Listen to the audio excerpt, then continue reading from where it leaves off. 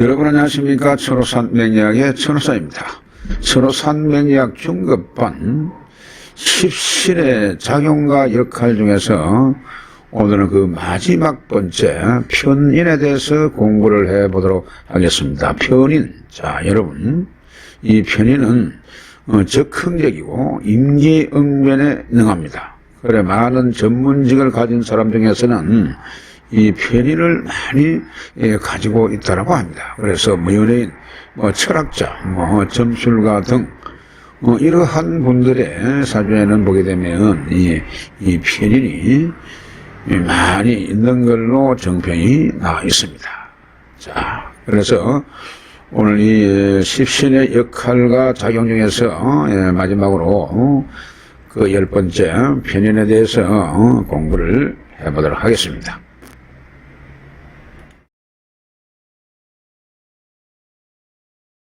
자, 먼저 편인의 작용입니다. 편인의 작용인데, 편인은 그렇습니다.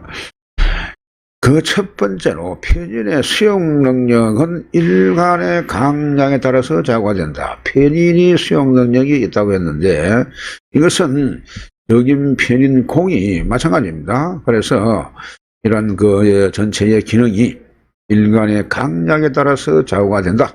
그런 내용이 되겠습니다. 전체를 파악하고 수용하는 태도나 방법이 신속하다. 자, 이 편인은 상당히 빠릅니다. 정인처럼 체계적이고 지속적이지 못하기 때문에 불안한 요인을 내포한다. 이러한 불안한 요인도 내포하고 있다. 그런 말씀을 이해를 하시고, 재성의 조절에 의해서 현실적으로 검증을 거쳐야 할 그러한 필요가 있습니다. 재성은 인성을 극하죠. 그렇습니다. 그러다 보니까 재성의 조절에 의해 가지고 편인이 너무 강하지도, 만약에 강할 경우에는 재성이 조절해서 그 정도를 약화시킬 수가 있는 겁니다. 그런데 너무 약할 때는 이 재성이 편인을 극하게 되면은 그 힘이 상당히 무력해질 수 있기 때문에, 그래서 재성의 조절에 의해서 검증을 거쳐야 될 필요가 있다. 그런 내용이 되겠습니다. 그 두 번째로 편인은 정인보다 전체의 수용 능력은 떨어진다. 자, 정인보다는 전체의 수용 능력이 떨어진다라고 했습니다. 전체가 아닌 어떤 한 부분이나 특화되는 것이다. 전체가 아닌 한 부분에, 그리고 전문화되는 부분에서는 오히려 정인에 비해서 수용력의 속도가 아주 빠르게 나타난다. 그런 말씀을 드릴 수가 있겠고, 표본에 의해서 전체를 파악하게 되므로 상황에 따른 대응 능력이 상당히 민첩하다 할 수가 있겠습니다. 그렇습니다. 그래서 표본에 의해서 파악을 할 수 있다 보니까 상황에 따라서는 그 대응 능력이 상당히 민첩하다. 이렇게 볼 수가 있겠고, 넘어가서 그 세 번째로 편인은 목적이나 목표 달성에 탁월한 그 빛을 발휘한다고 했습니다. 자기의 목적이나 목표 달성엔 아주 탁월한 그러한 빛을 발휘한다. 그러한 내용이 되겠고요. 그래서 식신과 만나서 극하는 것을 이걸 도식이라고 합니다. 식신과 이 편인은 상극관계죠. 서로 칠살관계가 됩니다. 그래서 식신을 극한다고 해서 도식 이렇게 부르는데요. 그런데 편인을 특히 또 효인, 자, 앞서 공부를 했습니다. 효인이라고 한다고 했습니다. 하지만 상간을 조절하여, 이 편인이 상간을 조절하여 상간패인의 구조가 만들어진다면 편인의 작용은 상당히 긍정적으로 발현이 된다라고 하는 것입니다. 그러니까 이 편인 자체가 식상이 많을 때는 그 식상을 편인이 조정을 해야 될 그런 필요가 있겠죠. 그렇습니다. 이럴 때는 상당히 긍정적인 그러한 반응이 나타나게 금태가 있다. 그런 내용이 되겠습니다. 그 두 번째로 편인의 역할입니다. 편인의 역할. 자, 그 첫 번째 보겠습니다. 비급을 생하는 역할을 합니다. 편인은 비급을 생하죠. 그래서 특화된 수용 능력, 연속성 이렇게 볼 수가 있는데요.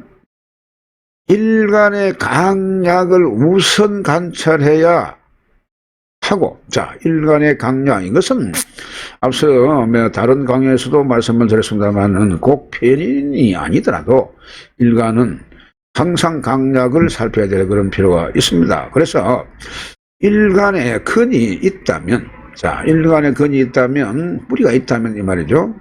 편인의 작용은 긍정적인 수용성을 갖게 된다. 자, 그 다음에 일간에 근이 없으면, 자, 일간이 근이 없으면 이 편인은 일간을 전적으로 지원하지 않는다는 겁니다. 자, 일간을 전적으로 지원하지 않는다. 그리고 급제와 편인이 연결되어 있다면 일간을 무력화시킨다. 저것끼리 힘을 모아가지고 일간을 왕따시킨다. 이런 말이 되는 것입니다. 그래서 일간을 무력화시킨다. 예, 이렇게 기술하고요. 그리고 일간이 약해도, 만약에 일간이 약해도 뿌리가 있으면 특화된 수용성을 활용한다. 자, 이러한 기능을 가지고 있는 겁니다. 자, 넘어갑니다. 그 두 번째로 관성을 설하는 역할을 하게 되어 있습니다. 관성은 인성을 생하지요. 그렇습니다. 그래서 관성을 설하는 역할을 하는데 전문 자격, 특화된 자격 이런 것을 활용하는 그러한 기능을 가지고 있기 때문에 이런 부분을 잘 익혀야 될 그런 필요가 있습니다. 그렇습니다. 편인은 기술자 이런 데서 많이 볼 수가 있습니다만은, 그래서 편인의 기술이라든지 지식, 이 학문 등은 관성에 의해서 만들어진다. 자, 관생인성하죠.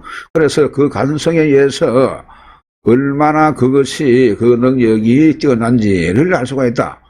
그러한 내용이 되겠습니다. 그래서 대체적으로 특화되고 전문화된 그러한 직업이나 자리가 주어지고요. 그러한 단체나 이 사회로부터 인정을 받는 것이 된다는 것입니다.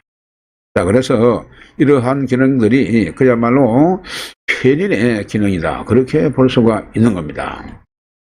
그런데 만약에 관살이 혼잡되게 되면 편인의 작용은요, 정인보다 대처 능력이 뛰어나기는 합니다. 그러나 이것이 지나친 술수를 부리다 보니까 자성자박하기 쉽다 했습니다. 이거는 자기가 저질러 가지고 자기가 당하는 무슨 일을 자기가 펼쳐놓고 거기에 자기가 당하는 꼴이 될 수가 있는 그런 경우를 말하는 것이죠. 그래서 자기 술술에 인해서 자성자박하기 쉽다. 그런 말씀을 드릴 수가 있겠습니다. 그 세 번째, 식상을 극하는 역할입니다.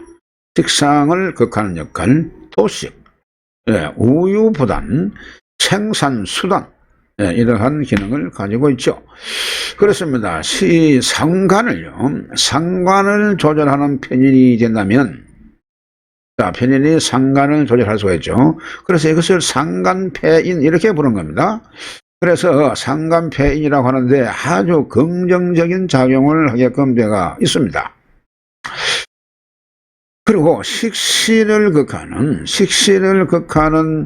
편인이라면 이런 경우에 도식이 된다는 겁니다. 도식이 되기 때문에 재성에 도움이 만약에 없다면 치명적인 피해를 주기 쉽다 했습니다. 식신은 밥신이죠. 자, 그래서 그 식신을 극하는 이 편인이 있다면 이것을 바로 도식이 된다. 그런 내용이 되겠습니다. 그래서 만약에 이런 경우에 재성이 있으면 이 재성이 그 편인을 극할 수가 있는 겁니다. 그렇기 때문에 그 재성이 없다면 명예에 있어가지고 사주팔자에 있어가지고 치명적인 피해를 주기 쉽다. 그런 내용이 되겠습니다. 자, 편인이 식상을 조절하게 되면은 전문직이라든지 전문 지식, 이런 기술을 사용할 수가 있는 겁니다. 그래서 이 편인은 모든 모든 오행이 마찬가지입니다만은 골골해서 고르게 조절해주고 억제해주고 이렇게 되면 좋은데 지나치게 되면 좋은 것이 될 수가 없지요. 그렇습니다. 이런 것은 앞서 음양오행에 대해서 공부를 할 때에 전부 공부를 했습니다만은 그러한 부분을 잘 이해를 하시면 되겠습니다. 자, 다음 시간에는 신살론에 대해서 공부를 하도록 하겠습니다. 대단히 수고 많으셨습니다. 다음 시간에 뵙겠습니다.